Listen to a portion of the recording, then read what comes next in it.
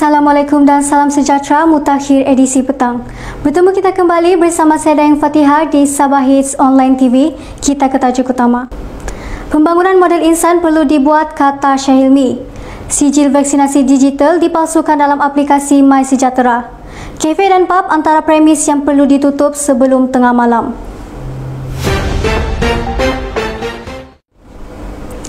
Pengerusi Masjid Nur Hidayah Pekan Bingkor iaitu Yazid Muhammad Asnan Tawik menggesa ibu bapa yang beragama Islam untuk menghantar anak-anak mereka belajar di kelas Al-Quran dan Fardu Ain yang telah disediakan oleh kerajaan di Masjid Nur Hidayah Pekan Bingkor. Tambah beliau, ibu bapa perlulah menggunakan kemudahan ini dengan sebaiknya. Beliau berkata demikian dalam sebuah majlis penghargaan KAFA yang diadakan bagi tanda penghargaan ke atas kecaknaan dan komitmen ibu bapa serta para pelajar dalam mengikuti kelas pengajaran dan pembelajaran di rumah. Dalam acara tersebut, seramai 7 pelajar menerima anugerah penghargaan kategori pelajar aktif kelas pengajaran dan pembelajaran di rumah, manakala 3 pelajar yang mendapat penghargaan kehadiran terbaik tahap 1 dan tahap 2. Sehubungan dengan itu, anugerah model penilaian kelas KAFA dan anugerah ibu bapa prihatin turut diberikan bagi menyemarakan lagi semangat dalam menimba ilmu kelas Al-Quran dan Fardu Ain. Sebuah festival Tahun Baru Cina akan dianjurkan oleh KK Legacy dan Sabah Fall the Honors berpusat di ITCC Mall Penampang pada 28 hingga 30 Januari ini. Pemilik KK Legacy iaitu Irwan Iswandi mengatakan bahawa festival ini diadakan atas permintaan ramai dan akan dilaksanakan selama 3 hari. Antara acara yang akan diadakan ialah 60 vendor tempatan dari seluruh Sabah akan menawarkan pelbagai produk sebagai persiapan Tahun Baru Cina. Di samping itu, pengunjung yang akan dihiburkan oleh Mas Mora Baskers dan Terence Singa juga akan dipersembahkan pada 29 Januari bersamaan dengan hari Sabtu. Apa yang lebih menarik adalah Sabah Fall the Honors akan mengadakan cabutan bertoy yang bernilai RM5,000 termasuklah sebuah basikal lipat untuk peserta pertunjukan pada hari berikutnya. Syarat untuk mengikuti cabutan bertoy ini adalah para peserta perlu membawa basikal lipat ke tapak acara dan membuat pendaftaran di meja pendaftaran selepas fun ride yang diadakan pada waktu pagi. Pelajar dan guru-guru di luar bandar di Ranau telah menghadapi cabaran pada hari pertama persekolahan di mana mereka terpaksa melalui jalan raya yang rosak dan berlumpur. Hasil gambar yang telah dimuat naik di laman Facebook, terdapat pelajar sekolah SMK Timbua Ranau yang terpaksa turun dari bas sekolah kerana bas yang mereka naiki tidak dapat melintasi jalan yang licin. Seorang penduduk kampung Timbua mengatakan bahawa jalan raya berkenaan adalah jalan utama bagi semua warga penduduk yang dianggarkan sebanyak 5,000 warga penduduk. Sehubungan dengan itu, jalan itu juga merupakan laluan utama bagi tenaga di SMK Timbua dan SMK Ulu Sugut di Ranau. Mereka merayu kepada kerajaan supaya mempercepatkan penektarafan jalan raya berkenaan dengan menggunakan jalan aspal dan bukannya sekadar meletakkan batu.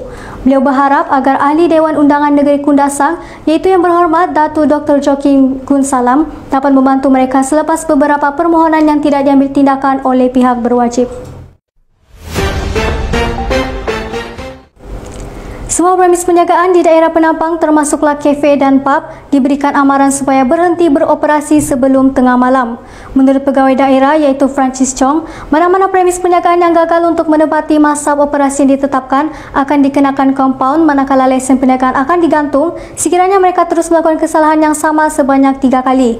Beliau menjelaskan bahawa penalti sebanyak 1,100 akan diberikan kepada pemilik penjagaan yang masih beroperasi pada tengah malam. Francis tidak mahu kejadian yang tidak diingini berlaku, sekali lagi seperti insiden pembunuhan yang berlaku di sebuah pusat hiburan Penampang pada baru-baru ini, di mana pusat hiburan itu didakwa beroperasi melepasi waktu operasi yang dibenarkan. Justru itu, beliau meminta orang ramai untuk memberikan kerjasama dengan membuat laporan kepada mereka sekiranya terdapat premis penjagaan yang masih dibuka selepas tengah malam. Suruhanjaya Pencegahan Rasuah Malaysia telah menahan seorang lelaki yang dipercayai mengambil rasuah daripada orang awam untuk tujuan pendaftaran sijil digital vaksinasi COVID-19 yang palsu. Ahli sindiket yang berusia 31 tahun itu dikatakan telah memberikan wang melebihi RM2,000 kepada sukarelawan yang bertugas di salah sebuah pusat pemberian vaksin di Sabah sebagai upah bagi mendaftarkan semua penama yang tidak menerima suntikan vaksin untuk mendapatkan sijil digital vaksinasi di dalam sistem aplikasi MySejahtera. Yang berbahagia, Datuk Harun Aditi, merangkap pengarah Suruhanjaya Pencegahan Rasuah Malaysia Sabah telah mengesahkan bahawa suspek disiasat mengikut Seksyen 16 Akta SPRM 2009 dan permohonan reman akan dibuat di Mahkamah Magistrate Kota Kinabalu.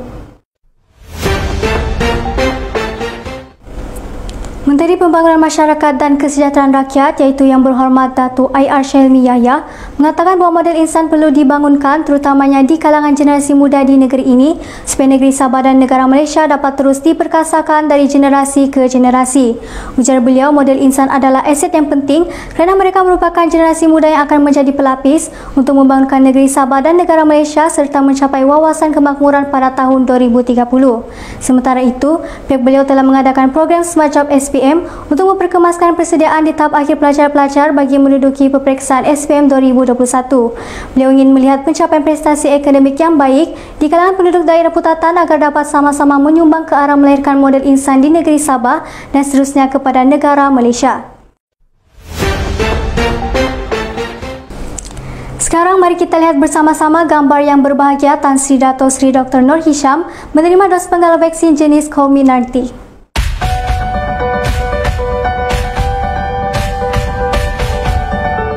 Beliau telah menerima dos penggalak itu pada 12 November 2021 dan mengatakan bahawa terdapat banyak bukti daripada kajian real world data yang mengesan pengurangan imuniti selepas beberapa bulan lengkap vaksinasi yang menyebabkan berlakunya peningkatan kes jangkitan semula COVID-19 di kalangan penerima vaksin.